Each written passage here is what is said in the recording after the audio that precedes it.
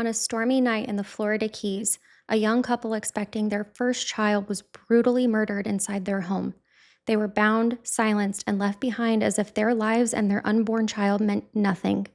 What seemed like a home invasion turned out to be something much darker: the twisted obsession of a local man hiding in plain sight.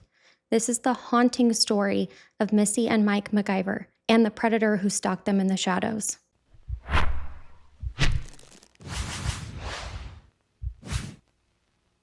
Welcome to the True Crime Nurse, everyone. My name is Kat, and I'm a registered nurse who loves all things nursing and true crime.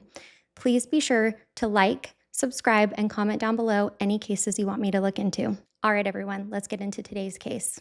The Florida Keys in the early 1990s was an island paradise where life moved slowly under the warm sun and ocean breeze. Tavernier, which is a community at the southern tip of Key Largo, was the kind of place where everyone knew everyone and violent crime was basically unheard of. In this tropical haven of swaying palms and turquoise waters, a young couple named Mike MacIvor, and his wife Susan, or Missy MacIvor, were building their dream life together. Mike and Missy were a good-looking, charming couple, and everyone could see how deeply in love they were. Mike MacIvor, born on April 15, 1961, was 30 years old and a born and raised Floridian. One thing that everyone knew about him was that aviation was in his blood. His parents worked in aviation, and Mike himself earned his pilot's license at a really young age. Flying was his passion. In fact, part of the reason that he and Missy moved to Tavernier Key was because it was a pilot's haven. Their gated community even had a private airstrip right next to the homes. He could literally land a plane in his front yard if he wanted to. Mike was described by his friends and family as adventurous yet responsible, someone who loved life and was always quick to lend a hand to someone that needed it. Missy was born on July 24, 1962, and was 29 years old. She was every bit Mike's equal in both warmth and charisma. She had grown up in Pennsylvania but moved to Florida to start her career as a teacher. By 1991, Missy taught at an elementary school in the Keys and was beloved by her students and her coworkers. She had an infectious smile and a nurturing spirit, and these traits would have made her a wonderful mother. After dating for just a few years, Mike and Missy married in 1990, just 1 year before, and now they were eagerly awaiting the birth of their son. They'd even picked out a name for the baby and started decorating a nursery in their home's spare bedroom. On the night of August 21st, 1991, a fierce tropical storm swept over Tavernier Key. Inside their home, Mike and Missy MacIvor were just getting home from their weekly childbirth class in preparation for their first child. Missy was 8 months pregnant, and the couple was so happy to be having their first baby. Not even the weather could get in the way of it. On that stormy August night, the MacGyvers likely went through their usual evening routine when they got home. Missy got cozy in her nightshirt and wrote a reminder on the small kitchen chalkboard to renew their life insurance, which at the time was just a quick self-reminder, but now that feels really eerie now that we know how this story plays out. Eventually, with the storm still raging, they went to bed in their master bedroom upstairs, likely thinking that the worst they would have to deal with that night was just the bad weather, but they were wrong about that. Outside in the darkness and rain, someone was watching the MacGyvers' home. A figure dressed in black, creeping through the wet foliage and palm trees, was looking to seize an opportunity. As lightning flashed, he moved closer. Unbeknownst to both Missy and Mike, this stranger had cut their phone lines to their home just moments earlier, silencing their connection to the outside world. He quietly propped a ladder against the balcony that led to an upstairs sliding door. The wind masked the clatter of the ladder, but at one point he slipped, and this noise was so loud that a light turned on inside. The noise woke Mike and Missy. Startled, the intruder froze in his tracks. He waited, heart pounding, for 20 long minutes in the storm until the light turned back off again. Then he climbed onto the ladder, onto the balcony, and that was the last peaceful night that the MacGyvers would ever spend in their home. By the next morning, they would both be found dead. When Missy didn't show up to work at the elementary school on August 22nd, her coworkers grew really concerned. It was not like Missy to miss a day of work without notice, and Mike's family, including his sister Sharon MacIvor, had been trying to reach them too, also without success. The tropical storm had passed, but an ominous feeling hung in the humid air. Sharon would later recall having a premonition of doom that night, a sense that something had terribly gone wrong. Two of Missy's fellow teachers decided to drive over to the MacGyvers' house just to check on them and make sure they were okay. When they arrived, they saw Mike's car in the driveway. The house was quiet and no one answered the door. One of the coworkers peered through the window and gasped. Through the glass, she could see what looked like a pair of feet on the floor inside. The women frantically ran for help. A neighbor hurried over and courageously kicked in the door. Immediately, he was hit by a scene of a nightmare. The first thing that he saw was Mike MacGyver laying on the floor in the living room in a pool of blood. The neighbor shouted, hoping that Mike was just hurt. The scene was so gruesome. If you remember, I mentioned in the last video that we only have about 1 to 2 gallons of blood in the human body, so seeing someone having lost that much blood and be unresponsive would be so terrifying. As rainwater dripped from the broken door onto the floor, the neighbor called 911 with trembling hands. Police in Monroe County would later say that that call came in mid-morning on August 22, 1991. Upon arrival, police entered the home cautiously, not knowing what or who they might find. What those first responders discovered inside that house has been seared into their memories ever since. One seasoned detective, Mark D. Andrews, later said, quote, "When I walked into the MacIvor crime scene, it was probably the worst homicide scene I had ever seen in my career," end quote. In the living room at the base of the stairs, the officers found 30-year-old Mike MacIvor. He was on his back on the floor near the couch. At first glance, officers could barely recognize him. Mike's entire head had been wrapped in layers of beige masking tape, almost like a mummy, with only a small gap left around his nose so that he could breathe. Underneath that tape, a sock had been pulled over his eyes. He had very clearly been tortured in his final moments. It's a ghastly sight, and it gets worse. When detectives carefully removed the masking tape, they noticed that Mike had blood around his nostrils, indicating that he had been bleeding from his nose, and there were dark bruises visible on his neck and throat. He was dressed only in a t-shirt and underwear, and there was a blood spot on the shoulder of his shirt. Scattered around him were clear signs of a struggle. Personal papers scattered near a desk, and the coffee table and couch were pushed clearly out of their usual positions. A small plastic drinking cup was also laying on the ground, tipped over beside Mike's body, possibly something that he was holding when the attack initially began. Seeing Mike like this was devastating for those who knew him, but the horrors in this house did not end in the living room. As investigators moved cautiously towards the master bedroom, they stepped on something on the floor, a piece of cut rope. The rope was cleanly sliced, suggesting that a sharp blade was used at the scene. When they shined their flashlights into the master bedroom, several officers said that they looked away out of pure shock and horror. There, on the floor atop a white comforter, was the nude body of Susan Missy MacIvor. Missy was only 29 years old, 8 months pregnant, and she had been violently bound and killed. It was a scene of almost ritualistic cruelty. Her ankles were tied together with a leather belt, wrapped with layers of masking tape and more of the clothesline rope. Her wrists had been bound tightly with another belt, and 2 more belts connected her wrists down to her ankles, basically hog-tying her. Around her neck was a man's necktie and a black cloth sash intertwined and wound multiple times around her throat. The ligature dug in so deeply that some of Missy's long brown hair was tangled in a knot within it. One detective noticed an open dresser drawer nearby, filled with belts and ties, the same types of items that were now cruelly binding Missy. This suggested that the killer grabbed these restraints from inside the home, improvising with whatever he could to harm her. Missy's eyes were covered with masking tape, just like Mike's were, but on her, the tape looked hastily applied and crooked, as if the killer had slapped it on in a frenzy. Underneath the white comforter, though, officers found the contents of her purse dumped out, wallet, keys, personal items. They were all scattered as if someone was searching through it. They also found Missy's nightshirt under the comforter. Its buttons had been ripped off so violently that the stems were still intact, but the buttons were found across the room. Nearby, they discovered her underwear, which had also been cut both at the hips with a sharp instrument. The suggestion of these findings at the crime scene are clear and sick. Missy was not only restrained, she had also been sexually violated. As detectives carefully examined Missy's body for evidence, they couldn't help but notice the profound injustice. She was a young woman about to be a mother, now left lifeless in what should have been her safe haven. A female officer on the scene had tears in her eyes as she gently covered Missy's lower body to provide her at least some sense of dignity as they processed the crime scene all around her. It was an incredibly emotional scene for all of them. As a nurse, I can't tell you how many times I have had to prep deceased patients for their family to come say goodbye. We clean them up, we make them look as comfortable as we can, and then we also cover them in a sheet and sometimes blanket to provide them that same dignity.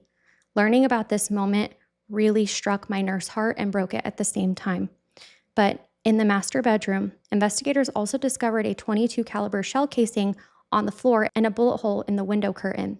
That raised an immediate question to the investigators. Were any shots fired during this crime? There were no clear gunshot wounds to either of the victims, and no one reported hearing a gunshot.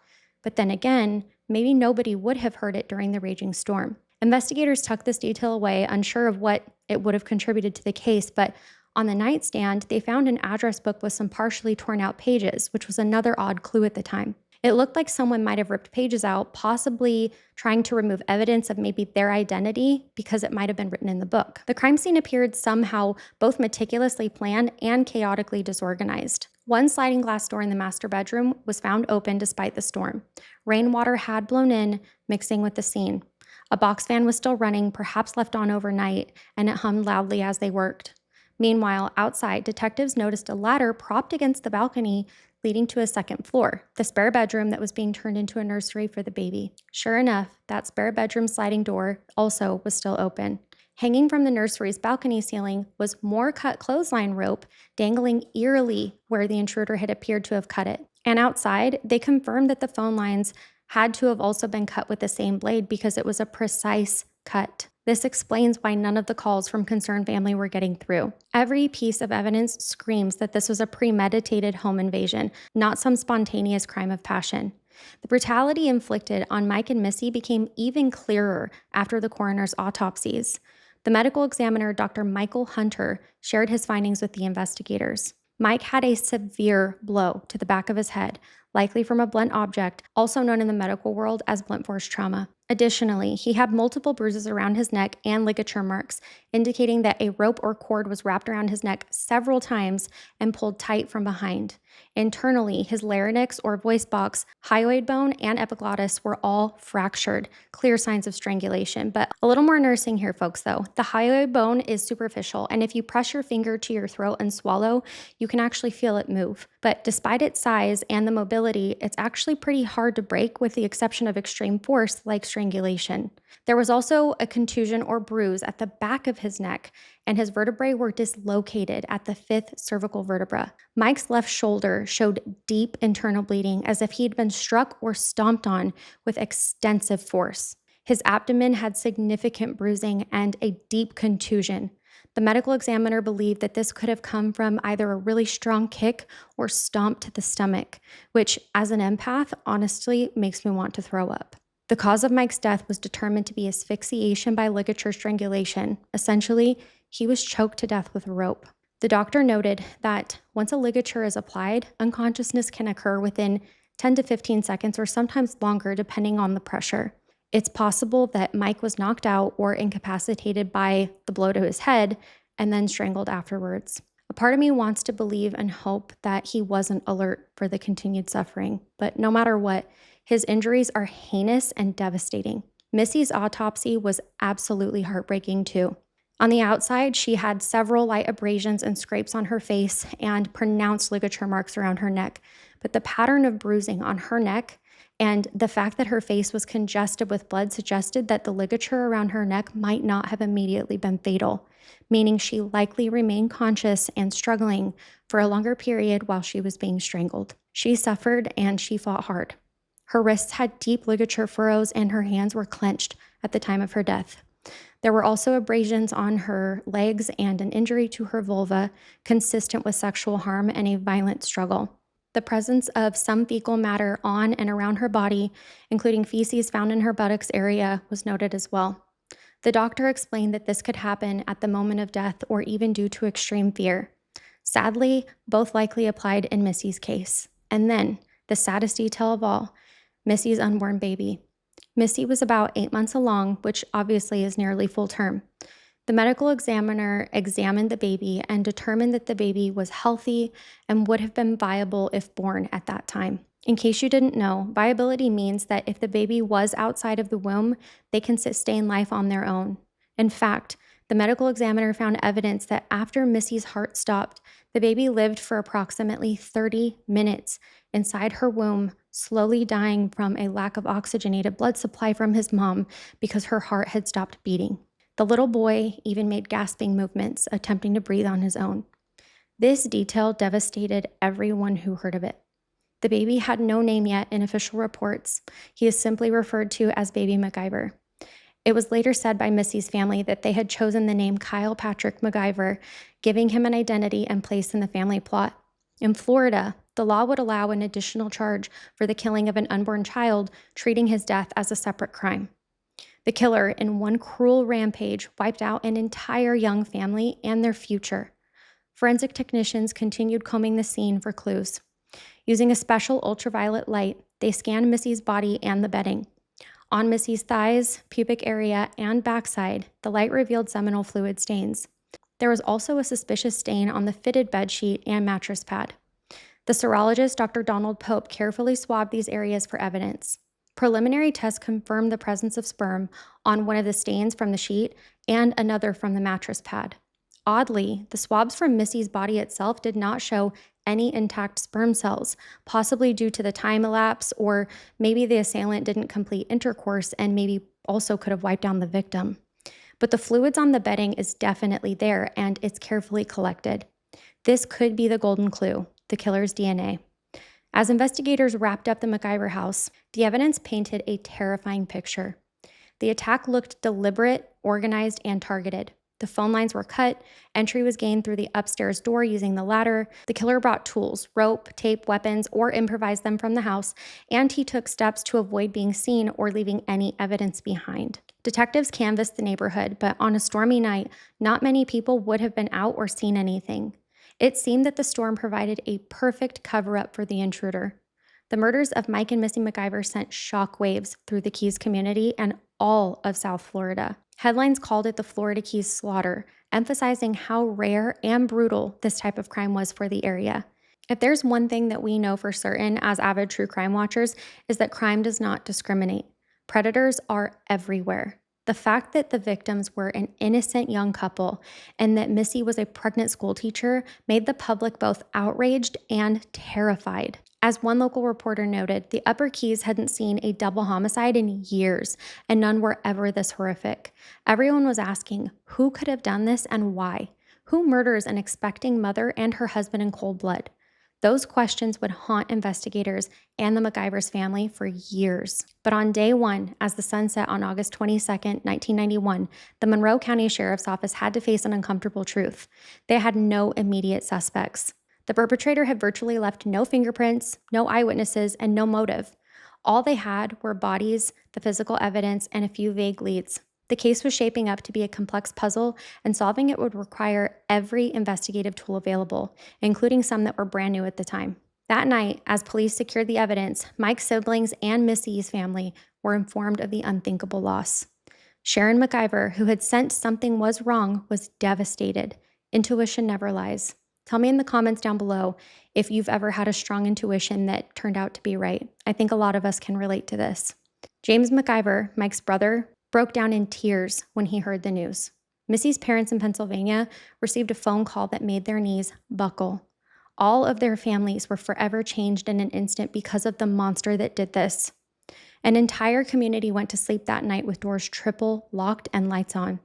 A murderer was out there in the rain-soaked darkness, and until he was caught, nobody was going to feel safe. In the immediate aftermath of the murders, the Monroe County Sheriff's Office launched one of the largest investigations that the Florida Keys had ever seen. Detectives worked around the clock. The FBI was consulted, tips poured in from the public as the case made headlines statewide. Mike and Missy's smiling faces, usually a photo from their wedding or a vacation, were plastered on the evening news, contrasted with the descriptions of the heinous crime. Who would want to kill the MacGyvers? Early on, investigators considered a theory that in hindsight seemed like a wild goose chase, but at the time, they had to explore every angle because they didn't know where to go. Remember Mike's love of flying? He had recently been traveling quite a bit to Central America, flying small planes back and forth. In fact, not long before his death, Mike had bought a plane at a government auction in Belize and flew it home. To some detectives, this raised a red flag. South Florida in the early 90s had a lot of drug trafficking. Could it be possible that Mike had somehow gotten involved in that trade? Could this double murder have been a professional hit, maybe related to drug smuggling? It might sound really far-fetched, but the idea gained traction initially. Mike's background in aviation and those Central America trips made police wonder if either Mike or someone close to him might have crossed a drug cartel. The violence inflicted, the tape, strangulation, no mercy, even for a pregnant woman, may have been a sign of revenge or a message. To chase down this lead, though, detectives had to do something extraordinary. They flew to Belize to investigate the plane purchase. They verified that Mike's acquisition of the aircraft was legal and above board. No evidence surfaced that Mike was ever involved in drug running whatsoever. He truly seemed to simply be an aviation enthusiast who scored a really good deal on a used plane. The drug hit theory immediately began to crumble because nothing supported it. Another idea was even more uncomfortable for the family. Police always start by looking at the immediate family closest to the victims because statistically, many murders are committed by someone that the victim knows personally.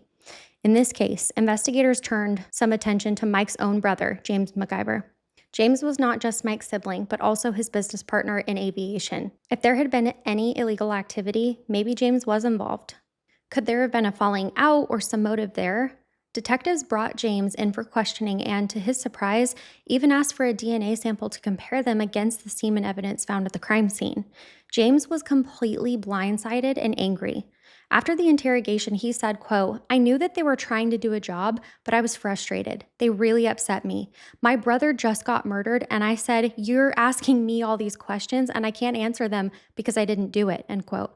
Despite his anguish, James volunteered and provided a blood sample to the department. When the results came back, it definitively ruled him out. The DNA from the crime scene did not belong to James MacIvor. Detectives never truly believed that James was the killer, but they had to be thorough. Now, having cleared the immediate family and inner circle, they were essentially back to square one. Meanwhile, forensic analysis was slowly progressing at the time. Remember, this is the early 1990s, so DNA profiling is new, and even now it's still an evolving tool. There's still so much room for improvement. The Florida Department of Law Enforcement, FDLE, had only recently begun DNA testing and casework around that time. In fact, protocols back then didn't allow DNA tests to be run at all unless there was a specific suspect to compare them to. Could you even imagine that? It sounds crazy today, but in 1991, they weren't going to immediately plug a DNA profile into a database, partly because databases like CODIS were still new and partly due to resource constraints. Initially, the semen samples from the MacGyver scene sat in evidence storage while detectives were chasing leads. It wasn't until June of 1993, 2 years later, that those crucial evidence samples were finally sent to an FDLE lab in Jacksonville for profiling. By then, the case had gone cold. Using a technique called restriction fragment length polymorphism, or RFLP, a forensic expert named Dr. James Pollock developed a partial DNA profile from those semen stains on the bedding. Dr. Pollock was able to examine 5 specific genetic markers or loci from the sample. The hope was that maybe, just maybe, they had already identified a suspect that they could use their DNA to compare to his findings. Over the first couple of years, multiple potential suspects were considered and DNA samples were taken from them for comparison. Some were local criminals with records or of violence and burglary. Others were persons of interest suggested by tips. Each time, the investigators held their breath and thought, would this DNA match? But no, none of them did. I cannot imagine how defeated they must have felt time after time after time, and how frustrated and heartbroken the family felt too. The MacGyver case was starting to look like an unsolvable mystery. Let's not forget, though, while all this forensic work was slow cooking in the background, the on-the-ground investigation continued. Detectives interviewed hundreds of people, from Tavernier to Key West to Miami. They considered scenarios ranging from random burglary gone wrong to serial killers passing through and others, but something about this crime scene itself just kept nagging at them. It didn't seem random at all. One early clue was very puzzling. Why was Missy's body staged so differently from Mike's? Missy had been obviously assaulted, and the killer took his time restraining and torturing her, whereas Mike's killing, though brutal, seemed to have been quicker. That contrast suggested maybe the killer's primary focus was on Missy. If it was a simple burglary, why spend so much time with the victims, and why specifically Missy? If it were a drug hit, why assault the woman and not just kill them both quickly? These questions haunted everyone involved in this case, but early on, many assumed Mike, as the husband and perhaps the more public figure, would have been the intended target, with Missy being collateral. This is why theories focused on Mike's activities like the plane purchase and others, rather than Missy's life. Weeks turned into months. The media eventually moved on to other stories, though anytime a similar crime happened anywhere in Florida, the MacGyver case would then be brought up once again. The file remained open on the detective's desk, but leads grew scarce. It seemed that this killer had vanished like a ghost in the storm. By 1992 and 1993, the trail was growing cold. The Monroe County investigators had even held brainstorming sessions trying to shake loose any idea that they could have missed. During one of those sessions, around May of 92, a name was tossed into the mix: Thomas Overton. Overton was known to local law enforcement as a prolific cat burglar, a guy who specialized in sneaking into homes and businesses, stealing valuables without ever being noticed or caught. But more ominously, he had been a suspect in an unsolved murder of a 20-year-old woman named Rochelle the year before the MacGyvers were killed. This other case was very similar in certain ways. In 1990, Rochelle, a young woman, had been dropped off by her father to a movie theater in Tavernier Key and then vanished. The theater? It was the very place that Thomas Overton worked as a projectionist. Rochelle had reportedly told her dad that the theater worker, Overton, gave her the creeps before. Tragically, Rochelle's body was later found in the woods. She had been murdered. Police suspected Overton right away, but he was one of the last to see her alive, but they had no hard evidence tying him to that crime. Overton denied any involvement and the case went cold. But by virtue and his reputation, that eerie mention of making a young woman nervous and uncomfortable immediately shined a spotlight on him. What made Overton somewhat noteworthy to the MacGyver case was geography. At the time of their murders in 1991, Overton was working just a couple of minutes down the road at a local Amoco gas station, the same station where Missy would often fill up her car. In fact, one of Missy's friends, Janet Kearns, later recalled being with Missy at the gas station on multiple occasions. Missy would pump gas while Overton tended the station, and Janet remembered Missy sometimes chatting politely with him, other times just paying and leaving, not being overly friendly. Overton didn't stand out to them at the time. He was just a local gas station attendant. In 1992, however, without any other concrete leads, the police did not aggressively pursue Overton beyond a mention on a suspect list. They had nothing solid linking him to this crime. No DNA, no witness placing him at the MacGyver home, nothing. There was also the unfortunate possibility of dozens of shady characters who also could have done it. Overton was just one name among many, and with limited resources, the investigation drifted away from him for the time being. So, by the mid-90s, the MacGyver case was deteriorating. Mike and Missy's families struggled with the lack of closure. It's hard to overstate the despair that can set in when a case goes cold. Detectives rotate to other assignments, evidence boxes collect dust, and leads that once felt hot turn out to be nothing. But sometimes all it takes is a fresh pair of eyes or a new perspective to breathe life back into an investigation. For the MacGyver murders, that new perspective arrived in the form of an experienced criminal profiler who took one look at the case and turned the whole thing on its head.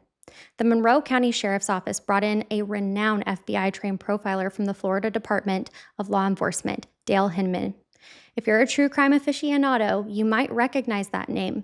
Dale Hinman was one of the early pioneers of behavioral profiling in Florida. She had a knack for analyzing crime scenes to understand the personality and habits of the perpetrators. When Dale Hinman reviewed the evidence of the MacGyver murders, she immediately felt that investigators had been looking at it all wrong. This was not a drug hit, she concluded, and it wasn't a random burglary gone wrong. Hinman believed that the evidence clearly showed that Missy was the primary target of the attack, not Mike.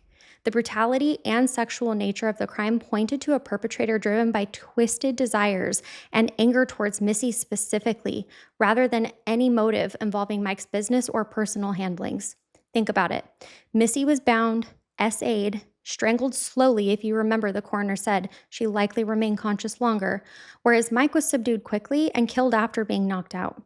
The killer spent time with Missy, even speaking to her, whereas he eliminated Mike as a threat. That behavior is very atypical of a professional hitman or just an opportunistic burglar. It's a hallmark of a sexual predator and a sociopath, someone who possibly derives pleasure from torturing women and or pregnant women. Dale Hinman's insight shifted the focus. They should consider suspects who had shown interest or obsession with Missy. Armed with this new viewpoint, detectives went back to the family and friends with a sensitive question. Did anyone ever bother or stalk Missy? Did she mention anyone who made her feel uncomfortable, flirted with her, or was just inappropriate? Did anyone try to pursue her? At first, nothing came up. Missy was friendly and kind to everyone. She had male colleagues and acquaintances, but no one stood out as a predator to them. Then, in one conversation, Sharon MacIvor, Mike's sister and Missy's sister-in-law, remembered something that sent chills down her spine. Sharon told the detectives, quote, "Missy did tell me about this one guy just the other day, right before it happened. We were talking and she said that the local gas station attendant had been creeping her out. She went to fill up her car and he hit on her. He asked her out or something. Missy got angry and told him off and made it clear that she was not interested. She said he gave her the serious creeps," end quote. The detectives listening to Sharon felt their hearts pounding. A gas station attendant, could it be? They asked Erin if she knew his name. She thought about it for a second and said, quote, "I think his name said Tom. He worked at the Amico down the road," end quote. In that instant, the puzzle pieces clicked together for the investigators. Thomas Overton. They had come full circle to the name that was briefly on their radar years before, and now with a very personal link to Missy. Overton was that gas station creep that Missy had been complaining about just the day before she was murdered.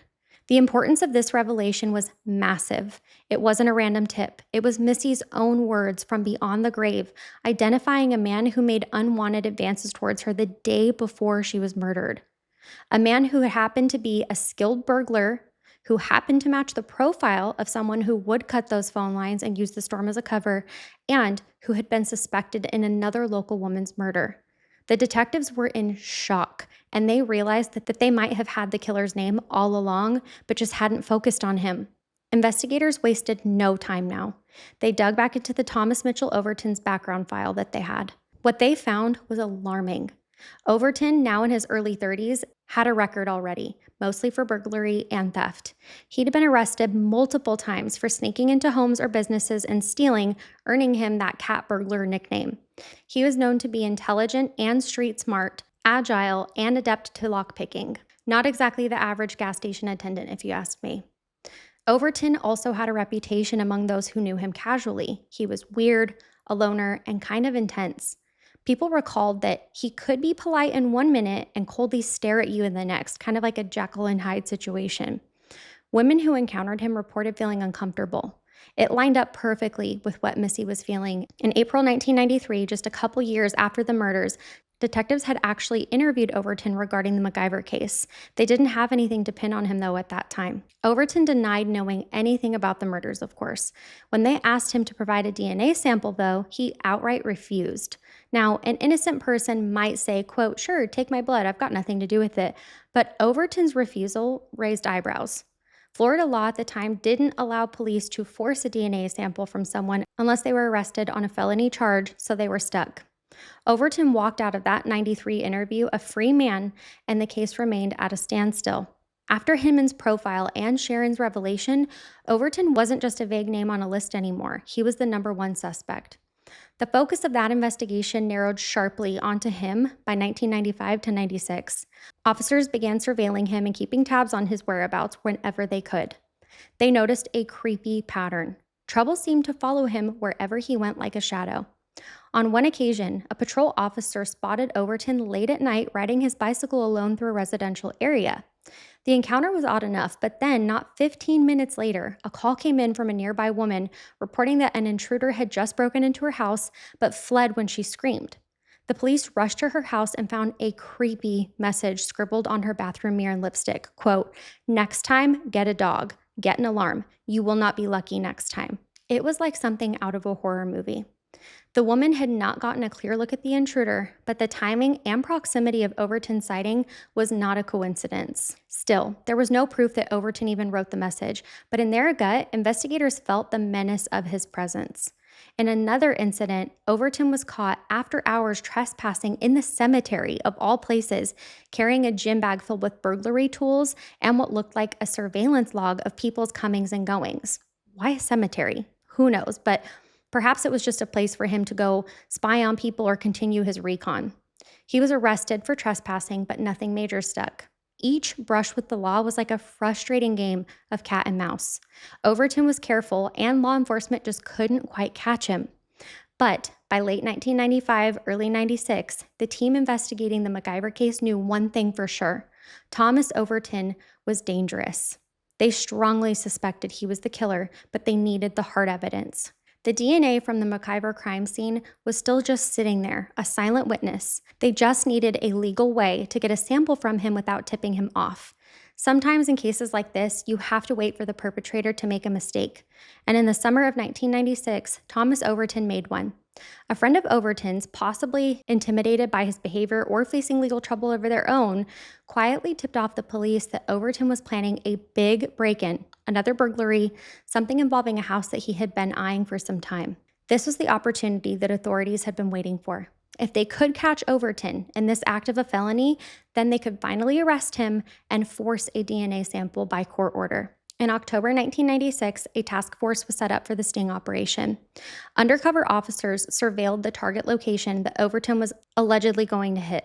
Sure enough, like clockwork, Overton arrived dressed in black, burglary tools in hand, and started attempting to break into the house. The police swooped in and caught him red-handed during this burglary and arrested him. When they arrested him, they discovered that he was carrying a firearm, and since Overton was a convicted felon already, even having that gun was a felony in and of itself. Bingo. Now they had him, and on a serious charge that was going to stick, at least for a little while. Overton was taken into custody. Detectives could barely contain their excitement. They finally had him locked up and could move to get a DNA sample from him. But Overton was no fool. He knew exactly why they would want his blood. The moment that they asked him to consent to giving a blood sample, he lawyered up and refused once again. So the investigators started the process of obtaining a court order to draw his blood. This was not instant, though. It would take some legal wrangling and time, sometimes days or weeks. Overton was held in jail in the meantime, stewing and plotting for his next move. What happened next is the stuff of crime lore, the desperate act of a man who thinks that he can outsmart the system. While awaiting the formalities of the court order for the blood draw, Overton requested a disposable razor from jail staff, presumably to shave. The staff, not anticipating what was coming, gave him one. In his cell, Overton removed the blade from that cheap plastic razor using a wire that he had pulled from the ceiling, and then he did something shocking. He slashed his own neck, not once but twice, with the blade. Chaos erupted in the jail.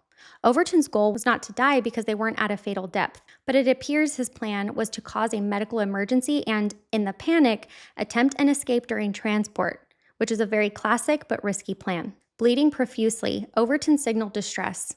Guards found him with a gaping wound on his neck, and they called for help. Overton likely expected to be rushed out to the hospital immediately, maybe creating a chance to overpower someone or slip away in the confusion. But Overton's grand escape failed miserably. Instead of whisking him out of the jail, the authorities brought emergency medical techs into the jail to treat him on the spot. Overton was stabilized and never got anywhere near an open door. In the end, his cunning stunt only managed to do one thing: provide the investigators with the very DNA sample he was trying to avoid giving. Overton bled all over the jail cell floor, and the towels that the medics were pressing against his neck were taken. Once he was treated, the investigators took those blood-soaked towels and sent them to the lab. Early tests confirmed that it was usable blood from Overton. This allowed them to go to the judge and say, "We have his blood and we believe that it's relevant. Let's officially test it." The court promptly granted an order to draw an additional proper vial of Overton's blood for a full DNA workup. The moment of truth had arrived. In November of '96, over 5 years after the murders, Dr. Pollock at the FDLE finally had Overton's blood to compare to those crime scene profiles. Technicians meticulously ran the analysis, comparing his genetic markers against those from the stains at the MacGyvers' home. The results came back, and they were nothing short of damning. Overton's DNA matched the crime scene DNA at every single locus tested. The odds of that match being anyone else were astronomical, quote, in excess of 1 in 6 billion, end quote, according to Dr. Pollock's conservative estimate. To put that into perspective, there weren't even 6 billion people on the planet at that time, so it was basically a perfect one-to-one match to Overton. Just to be absolutely sure, the prosecutors later sent the samples to a private lab, Bode Technology Group, for a newer form of testing called short tandem repeat, STR analysis, which looked at 12 loci instead of 5. The Bode lab confirmed that once again it was also a perfect match, with probabilities like 1 in 4 trillion for a random Caucasian having that same profile. In other words, there was no doubt whatsoever that it was him. The fluid on Missy MacIvor's body and bed came from Thomas Overton. This was the breakthrough that everyone had been waiting for. Investigators and the MacIvor family finally had their answer. That gas station creep, the local cat burglar, was the killer. A mix of relief and anger swept through the team. Excitement that they had him and anger at the years of freedom that he had had since the crime.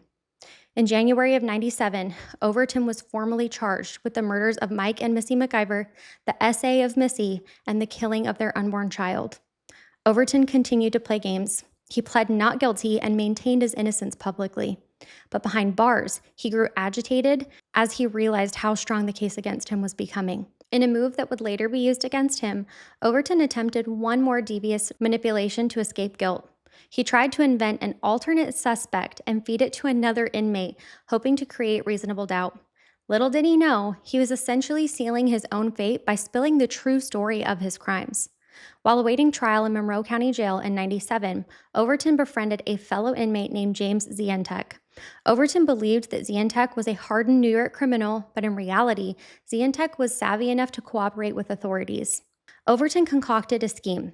He would give Zientek intimate details about the MacGyver murders and then have Zientek tell the authorities that another inmate, whom Overton nicknamed, quote, Ace, had confessed those details. Overton figured that this would muddy some of the waters. If someone else knew all these specifics, maybe the jury would doubt Overton's guilt. It was a weird plan, but then again, so was his razor escape plan. Over months of jailhouse chatter, Overton shared precise, horrifying details of the crime with Zientek, and Zientek, playing along, memorized everything, only to turn it over as evidence and testify against Overton. The story Zientek told in court was essentially Overton's confession, and it corroborated the physical evidence perfectly. According to Zientek's testimony, Overton revealed exactly how he stalked and murdered the MacGyvers. Overton said that when he met Missy at the gas station where he worked, he developed a twisted fixation on her, interpreting her polite, small talk at the pump as hot and cold flirtation with him. Some days she was friendly, he thought, and other days, quote, she was cold and bitchy, end quote. At some point, Missy stopped coming to that gas station, possibly because he gave her the creeps. Overton, feeling rejected, looked up her address, either from a check that she had used or a credit card receipt. And yes, back then, gas stations would sometimes have customer information on the receipts. Armed with her address, Overton began surveilling the MacGyvers' home. He told Zientek about watching the house on multiple occasions, one time seeing Mike doing construction under the house, another time aborting an entry because MacGyvers actually had company over. This showed an extraordinary level of premeditation. He was stalking them and waiting for the right time to strike. Overton's right time was the night of August 21st, during the tropical storm. He bragged that he carried a bag with a police scanner to monitor any dispatches to the home. He was dressed in what he described as a ninja-type suit, a black mask, black military fatigue outfit, and gloves. This matches how he left no fingerprints and was stealthy. He detailed how he cut the phone wires to ensure that no outgoing calls could be made. Then he placed a ladder and climbed up to the balcony. He accidentally made the noise moving the ladder, saw the light turn on, and waited 20 minutes outside until things went dark again, confirming what investigators had suspected all along. Overton described popping the sliding glass door of the upstairs spare bedroom open, which was the nursery, to gain entry. Once inside, he crept around. He saw Mike and Missy sleeping in their bed. At some point, as he lurked, he heard the refrigerator door. Mike had woken up and gone to the kitchen for a late-night snack or drink. Mike sensed that something was wrong, according to Overton, and started looking around in the semi-dark home. It was then that Overton struck. Overton admitted that he grabbed a metal pipe and smashed Mike in the back of the head with it. The blow didn't knock Mike out immediately, and a struggle then ensued. Overton then used his fists to finally subdue Mike, knocking him unconscious. During this brawl, Missy awoke and ran out of the bedroom screaming. She was terrified and could not even call for help. Her despair was drowned out by the roaring storm outside. Overton chased Missy down, catching her quickly. And remember, Missy's 8 months pregnant, so she wasn't going to get away quickly.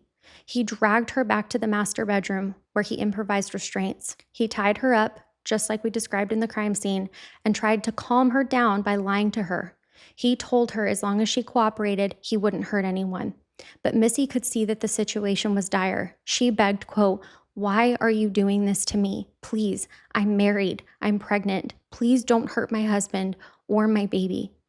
At some point, she said something that clearly rattled Overton. "I know who you are." Perhaps she'd gotten a glimpse of his face, or maybe she recognized his voice or build from the gas station. But those words saying, "I know who you are," is when Overton decided how this would end. He realized that if Mike regained consciousness, both Mike and Missy could potentially identify him, so he now needed to be sure that there would be no witnesses. At this stage, Mike was still alive but knocked out in the living room. Overton did something telling. He placed a sock over Mike's eyes and taped it around his head while he remained unconscious. Overton explained that he did this because he anticipated strangling Mike and believed that as he did, Mike's eyes would bulge out and his nose would bleed. He didn't want to see that horror, hence the blindfold and tape. Think about that terrifying thought, though. He had to have done or seen this before to know what that would look like. But before killing Mike, Overton returned to the master bedroom to deal with Missy. In his own cold words, he SA'd Missy at this point. This matched the evidence perfectly. After satisfying his own depravity, he then strangled her to death with the tie and sash. He told Zientech that he killed her because, quote, "I can't leave any witnesses." All of this is horrifying, but what he said next is a level of evil that I don't think anyone here could comprehend.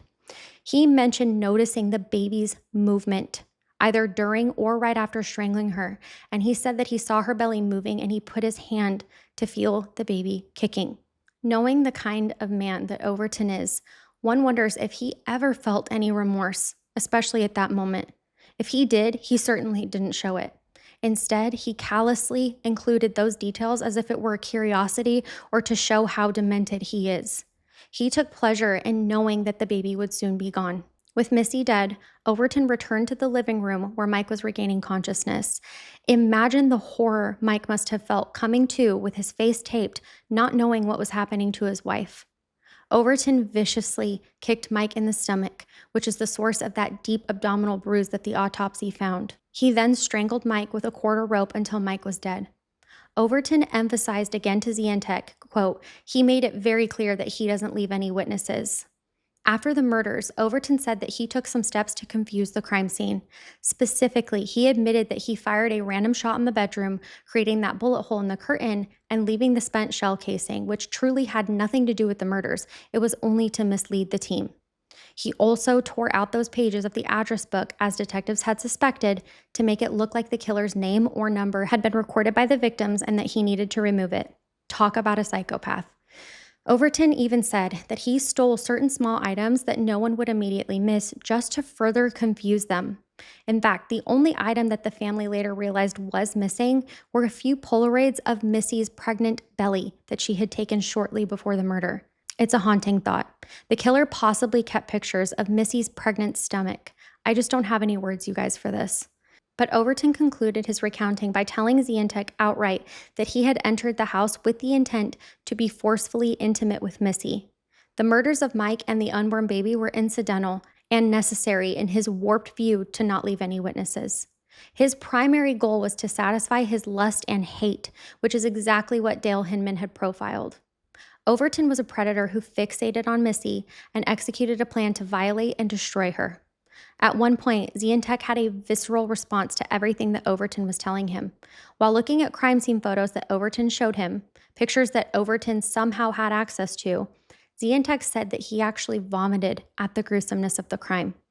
Overton, in true psychopath fashion, simply laughed and said, "Don't get the pictures wet," showing zero empathy. Overton even showed Zientech a photo of the kitchen chalkboard where Missy had written to renew the life insurances, and he made a chilling joke saying, quote, "You don't think that they knew what time it was, do you?"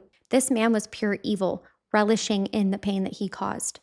By the time Overton was heading to trial in '99, they had rock-solid evidence against him. They had witnesses like William Green, who was another inmate to whom Overton had blabbed to in prison in '96, who would testify that Overton spoke about doing a high-end burglary in the Keys and having to, quote, "waste some people because a woman fought back," end quote.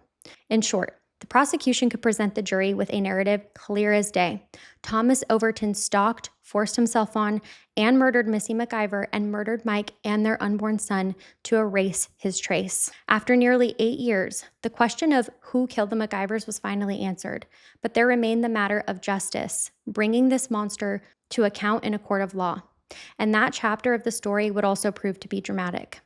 In late January of 99, the trial of Thomas Mitchell Overton for the murders of Mike and Missy MacIvor commenced in a Monroe County courtroom. The case had taken years to get to trial, delayed by the lengthy investigation, legal process, and Overton's own attempts to derail it. Now, at 43 years old, Overton sat at the defense table looking surprisingly ordinary, a stout man with glasses and a steely expression. But those who attended the trial would later say that there was something really unsettling about him. He had a coldness in his eyes. As Mike's sister Sharon put it, quote, "He looked like Hannibal Lecter," end quote. The families of the victims had to face the man who had so brutally taken their loved ones. The prosecution, led by Chief Assistant State Attorney John Ellsworth, laid out the case in a compelling and methodical way. In his opening statement, and again in closing arguments, Ellsworth described how Overton turned the MacGyvers' home into a torture chamber on that stormy night. He emphasized the calculated cruelty, how Overton took minutes to strangle Mike and even longer to strangle Missy, illustrating the deliberate premeditation required to kill in that manner. Quote, "She was clearly struggling," Ellsworth told the jury about Missy. "He intended that she did not survive." These details hammered home two key aggravating factors under Florida law for a death penalty case. The murders were heinous, atrocious and cruel, or HAC, and they were cold, calculated, and premeditated, or CCP. The forensic evidence presented was also damning. FDLE's Dr. Pollack testified about the DNA test that connected Overton to the scene of the crime. The lab analysts walked the jury through how Overton's blood sample was obtained, yes, including the dramatic neck slashing incident which likely didn't win Overton any sympathy, and jurors saw charts and diagrams showing how the DNA markers aligned perfectly. In 1999, DNA evidence carried a lot of weight.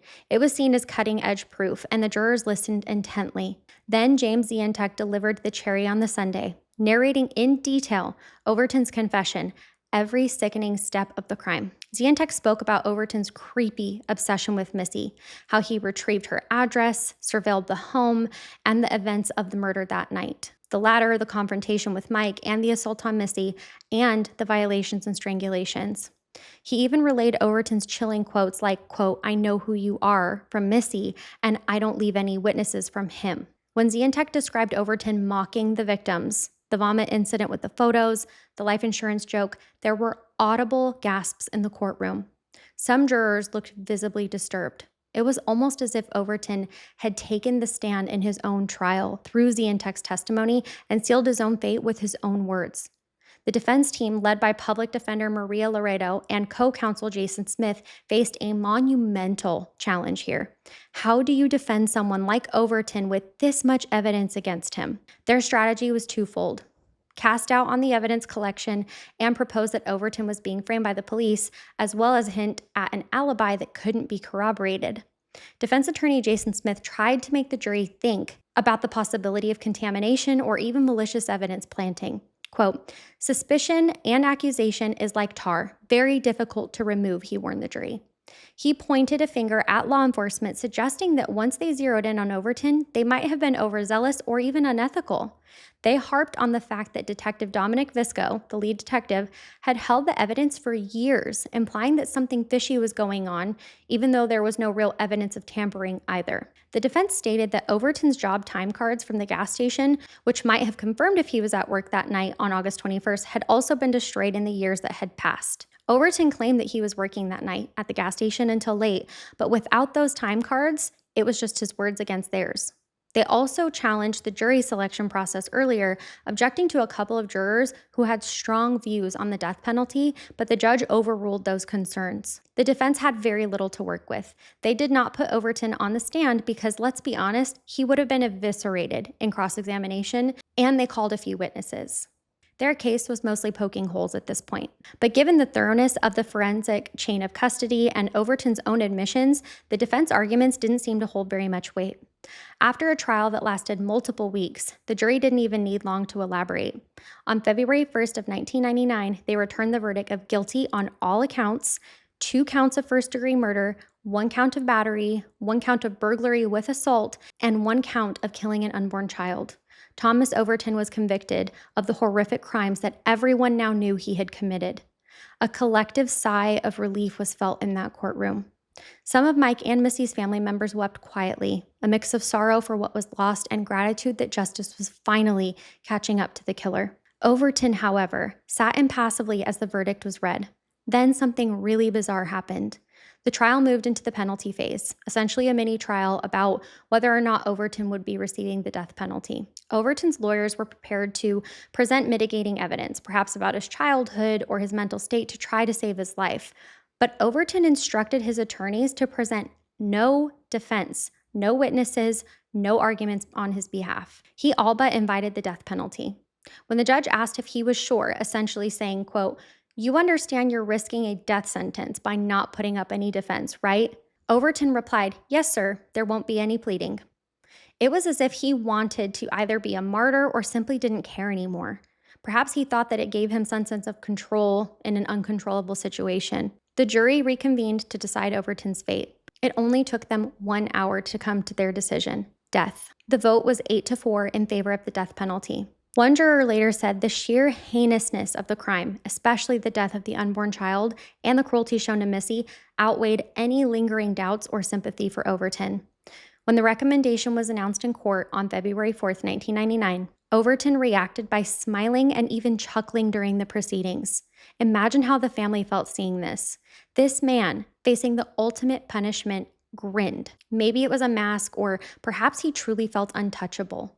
Those who were there vividly remember that chilling grin.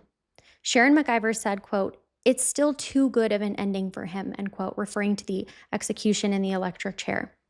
In her view, even death was too merciful for what Overton did. That's understandable. The death penalty is quick, whereas the families had been suffering for years because of what he did. Judge Mark Jones formally sentenced Overton to death on February 22nd, 1999, accepting the jury's recommendation. Overton was now officially a death row inmate, but Thomas Overton wasn't done making an impression. As deputies prepared to escort him out of the courtroom, Overton stood and turned to face the gallery where the MacGyvers' friends and family were sitting. In a final act of defiance, he slowly scanned the crowd, making eye contact with each of them one by one, and then smiled, a broad, haunting smile. He seemed to almost savor their pain. I cannot imagine the restraint that it took for some of the men and women in that room to not leap over the barrier and attack Overton right then and there. But Overton was swiftly handcuffed and led away off to the max security prison to await his fate. After the trial, the community and the families tried to pick up the pieces. There was relief that the Florida Keys killer, as some media had called him, was off the streets for good. The Keys could sleep a little easier now, but no sentence, no matter how harsh, could bring back Missy, Mike, or baby Kyle. Their absence left a permanent void. It has now been over 33 years since that dark night in August of 1991. The Tavernier Key communities carry the most beautiful memories of the MacGyvers, especially those who knew them personally. Missy's fellow teachers planted a tree outside their school in her honor, and each spring it blooms beautifully, a reminder of the nurturing soul that they lost. Mike's friends at the local airstrip have a small plaque in the hangar that says, quote, "In memory of Mike MacIvor, blue skies forever." Their families, though scarred by grief, have persevered, keeping Mike and Missy's spirit alive through stories and by supporting victims' advocacy. They even established a scholarship fund in Missy's name for aspiring teachers, turning pain into something positive for the community. Thomas Overton, now in his 60s, remains on Florida's death row at Rayford. Over the decades since his conviction, he has filed appeal after appeal, trying every legal avenue to overturn his sentence. In 2001, the Florida Supreme Court upheld his conviction and death sentence, affirming that the evidence against him was too overwhelming. Subsequent appeals argued various technicalities like ineffective counsel, alleged juror issues, challenges to the DNA, but none have succeeded, thankfully. Even as recently as 2025, a federal appellate court denied one of his habeas corpus petitions as untimely and meritless. Overton will never leave prison, except perhaps to be transferred to the execution chamber. In a sense, Overton got exactly what he claimed to avoid. He left no witnesses for his crime, but the evidence spoke louder than any witness could. DNA technology, which was barely on the scene in 1991, became the silent witness that ultimately spoke for Missy and Mike. Forensic science caught the killer, even if justice was delayed. The MacGyver case became something of a landmark in Florida for showcasing the power of DNA evidence and proactive criminal profiling. In the years following Overton's conviction, law enforcement agencies in Florida changed some practices. For example, The FDLE updated its protocols so that critical DNA evidence could be tested even without a known suspect, entering profiles into emerging national databases.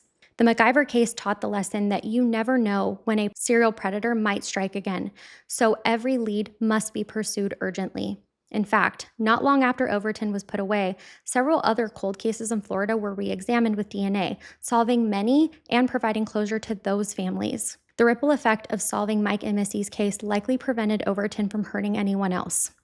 Given his pattern, had he remained free, who knows how many more victims there could have been. Overton's other suspected victim, 20-year-old Rochelle Surratt, the movie theater case, was never officially pinned on him.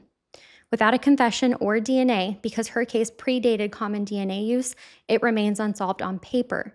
But most investigators and locals accept that Overton probably killed her too. The circumstances lined up, and his predatory behavior clearly didn't start with Missy. For the Surratt family, Overton's life behind bars is some measure of justice, even if they never got an official conviction in their daughter's case.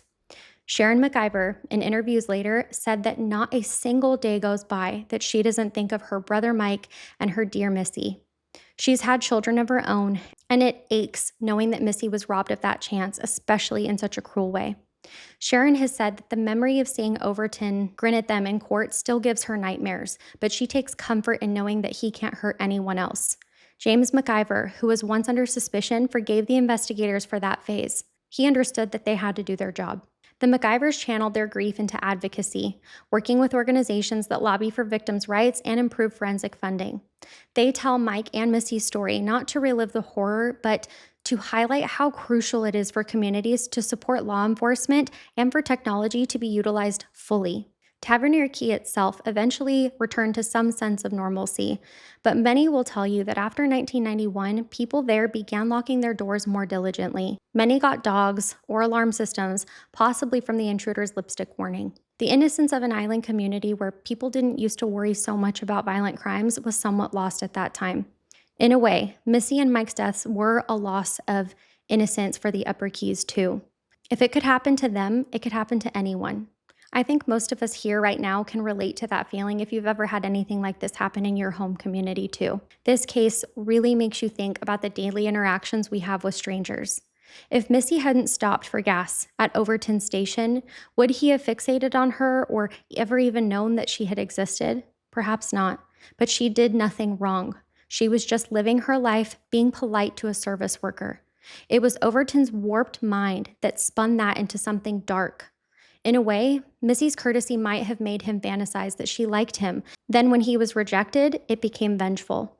It's frightening to think how a chance encounter can draw the attention of a predator. This story stands as a cautionary tale about vigilance. Evil can lurk in the most unexpected places.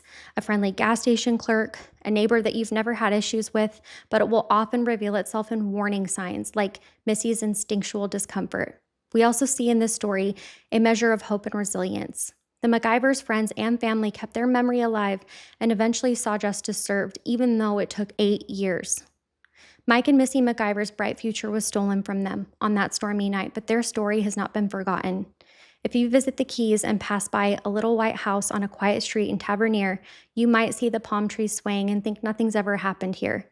But those who know will always remember the young pilot and the sweet teacher and their unborn baby who never got to take their first breath. They'll remember how an entire community came together to find the truth, how science and determination trapped a killer, and how justice, though delayed, was finally served. Rest in peace to Mike, Missy, and their precious baby boy. Thank you so much, Christy, for today's case recommendation. For those of you still listening, drop me a blue butterfly in the chat as our secret handshake. I love seeing them pop up in videos. It makes me so happy. We have a beautiful community already forming here, and I'm so grateful for each and every one of you. Thank you all for spending this time with me today. Please take extra great care of yourselves this week. Nurse's orders. See you next time. Bye.